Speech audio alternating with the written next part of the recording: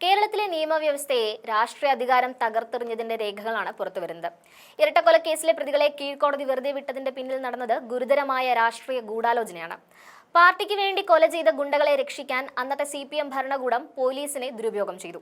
2010 സംഭവം നിയമവാഴ്ചയെ പരസ്യമായി ധിക്കരിച്ച ഭരണപക്ഷത്തിന്റെ വീഴ്ചയായിരുന്നു. അന്ന് സംസ്ഥാനത്ത് ആഭ്യന്തരമന്ത്രി സ്ഥാനം അലങ്കരിച്ചത് ശ്രീ കോടിയേരി ബാലകൃഷ്ണനായിരുന്നു. പ്രതികളെ വെറുതെ വിട്ടത് ഭരണത്തിന്റെ തണലിൽ പോലീസ് നൽകിയ പിന്തുണ കൊണ്ടാണെന്ന് പബ്ലിക് പ്രോസിക്യൂട്ടർ തുറന്നു പറഞ്ഞിട്ടുണ്ട്. ഇരട്ടക്കൊല നടത്തിയ കൊടും ക്രിമിനലുകളായ കൊടിസുനി, മുഹമ്മദ് ഷാഫി, സുജിത്ത്, ഷിനോജ്, ഫൈസൽ എന്നിവരെ അറസ്റ്റ് ചെയ്യാൻ പോലീസ് അന്ന് തയ്യാറായില്ല. മാസങ്ങളോളം അവർ സ്വതന്ത്രമായി വിലസി. എന്നിട്ട് അവർക്ക് സൗകര്യമുള്ളപ്പോൾ കോടതിയിൽ സറണ്ടർ ചെയ്തു. CPM നേതാവിന്റെ മകനായ ഒന്നാം പ്രതി സുജിത്തിനെ സറണ്ടർ ചെയ്ത ശേഷം പോലീസ് കസ്റ്റഡിയിൽ പോലും വാങ്ങാൻ തയ്യാറായില്ല. കൊലക്കേസ് പ്രതിയാണെങ്കിലും സ്വന്തം പാർട്ടിക്ക് വേണ്ടപ്പെട്ട കുഞ്ഞാടുകളാണെങ്കിൽ ഏത് വിധേനയും രക്ഷിച്ചെടുക്കാനുള്ള ശേഷി CPM-നുണ്ടെന്ന് ഇതോടെ മനസ്സിലാക്കാം. ഈ കേസിലെ പ്രതികളിൽ ചിലർ തന്നെയാണ് 2 വർഷത്തിന് ശേഷം TP ചന്ദ്രശേഖരൻ വധത്തിലും പങ്കാളികളായത് എന്ന വസ്തുത ഒളിപ്പിച്ചു വെക്കാനാവില്ല. 2010 ഈ ഭരണകൂടം ക്രിമിനലുകൾക്ക് സംരക്ഷണം നൽകിയില്ലായിരുന്നുവെങ്കിൽ TP ചന്ദ്രശേഖരൻ ഇന്ന് ജീവനോടെ ഉണ്ടാകുമായിരുന്നു.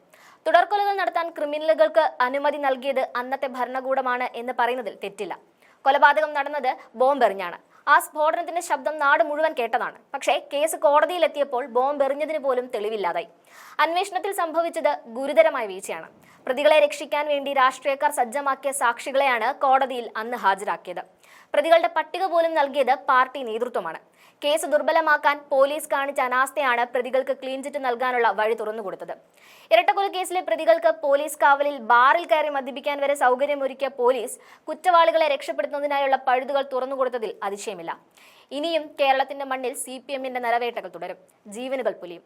അധികാരികൾ പ്രതികളെ ചേർത്ത് പിടിച്ച് സംരക്ഷണം ഒരുക്കുകയും ചെയ്യും.